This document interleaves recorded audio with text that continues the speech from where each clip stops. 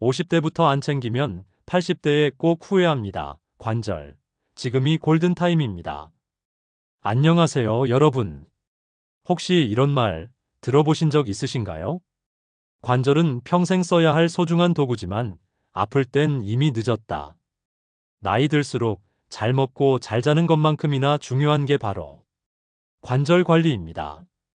오늘은 80대가 돼서야 뒤늦게 후회하지 않도록 50대부터 미리 알아두고 준비해야 할 관절 질환들과 그 예방법에 대해 하나씩 차분히 풀어드릴게요. 왜 관절 관리를 50대부터는 반드시 시작해야 할까요?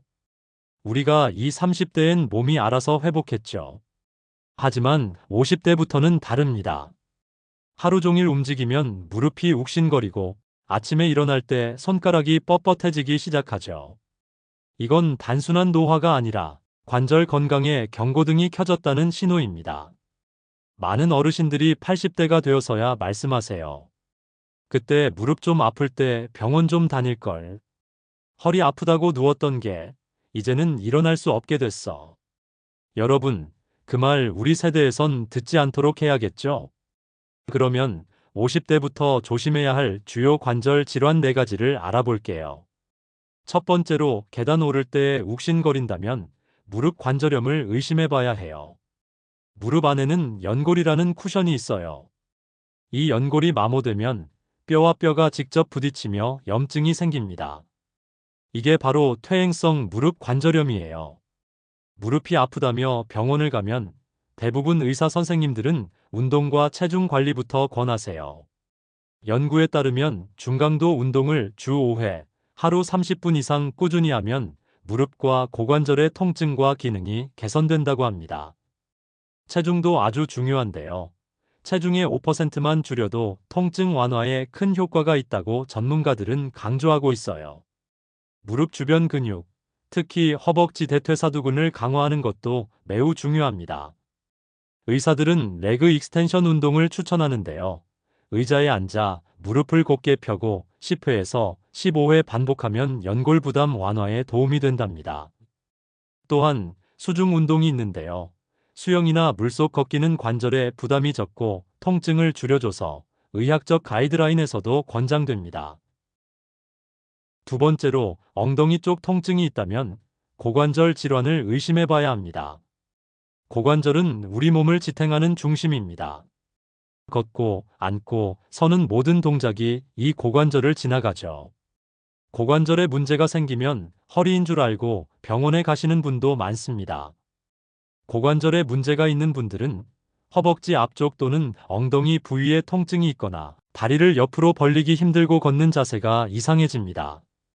엉덩이 관절에 문제가 오면 허리 통증처럼 느껴지는 경우가 많죠. 의사들은 달리기나 점프 같은 고충격 운동 대신 수영이나 자전거 타기 같은 저충격 운동을 권합니다. 또한 체중 감량도 함께 권고해요. 고관절에 가해지는 하중이 확실히 줄어들기 때문이죠.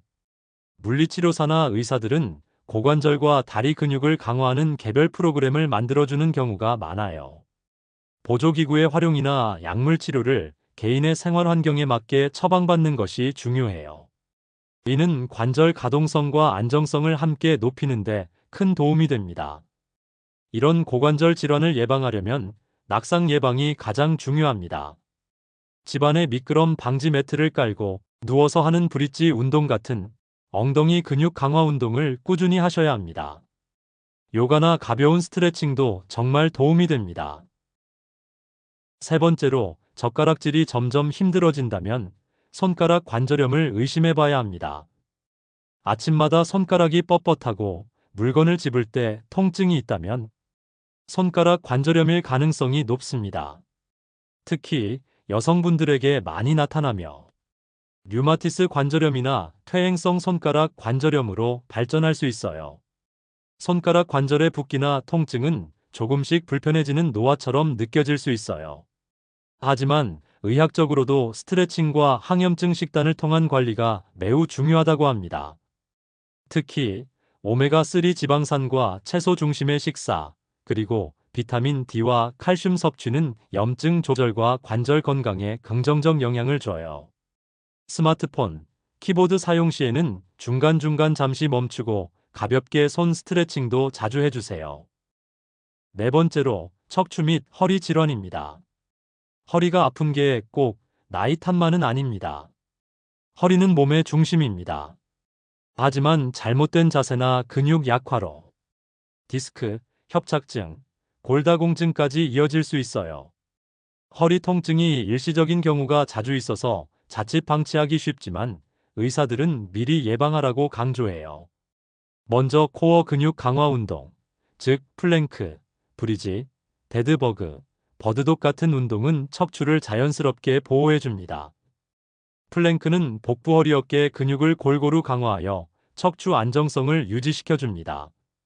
바닥에 엎드린 후 팔꿈치를 어깨 바로 아래 두고 팔과 발끝으로 몸을 지탱합니다. 머리부터 발끝까지 일직선을 유지하며 복부에 힘을 줍니다. 호흡을 참지 말고 20초에서 30초 유지하고 점차 1분까지 늘립니다. 이때 주의해야 할 것은 허리가 꺼지거나 엉덩이가 들리지 않도록 해야 합니다. 그리고 중간에 허리에 통증이 느껴지면 즉시 중단하세요. 브릿지 자세는 허리, 엉덩이, 햄스트링 근육 강화로 허리 하중을 완화시키는데 큰 도움이 되는 운동입니다. 바닥에 누워 무릎을 90도로 세우고 발은 어깨 너비로 둡니다.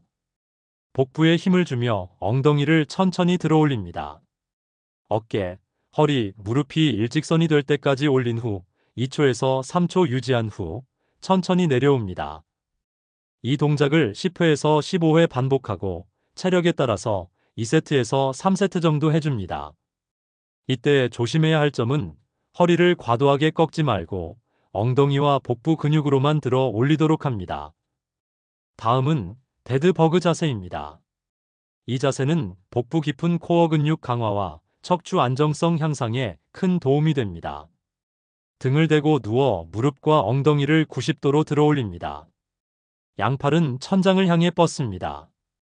오른팔과 왼다리를 동시에 천천히 바닥 쪽으로 내립니다. 다시 원위치로 돌아오고 반대쪽도 반복합니다. 좌우를 번갈아 가면서 10회에서 15회씩 2세트에서 3세트 수행합니다. 이때 주의해야 할 점은 허리가 바닥에서 뜨지 않도록 복부를 당깁니다. 움직임은 최대한 천천히, 숨은 자연스럽게 유지합니다. 다음은 버드독 자세입니다. 버드독은 척추 주변 근육 균형을 강화시켜주는 효과가 있습니다. 먼저 네 발로 기는 자세에서 시작합니다. 오른팔을 앞으로 뻗으면서 왼쪽 다리를 뒤로 곧게 들어 올립니다. 머리부터 발끝까지 일직선이 되도록 합니다. 5초간 자세를 유지한 후 천천히 원위치합니다.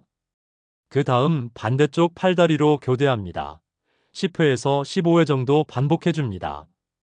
이때 주의할 점은 허리가 흔들리지 않도록 복부에 힘을 주고 자세를 유지해야 합니다. 그리고 골반이 한쪽으로 기울지 않게 주의하세요. 마지막으로 슈퍼맨 운동입니다. 슈퍼맨 운동은 척추 기립근과 등 근육 강화에 큰 효과가 있습니다. 먼저 바닥에 엎드린 상태에서 팔을 머리 위로 곧게 뻗습니다. 숨을 들이마시며 팔과 다리를 동시에 들어 올립니다. 허리와 엉덩이에 힘이 들어가는 것을 느끼세요. 그 자세를 3초에서 5초간 유지한 후 천천히 내려옵니다.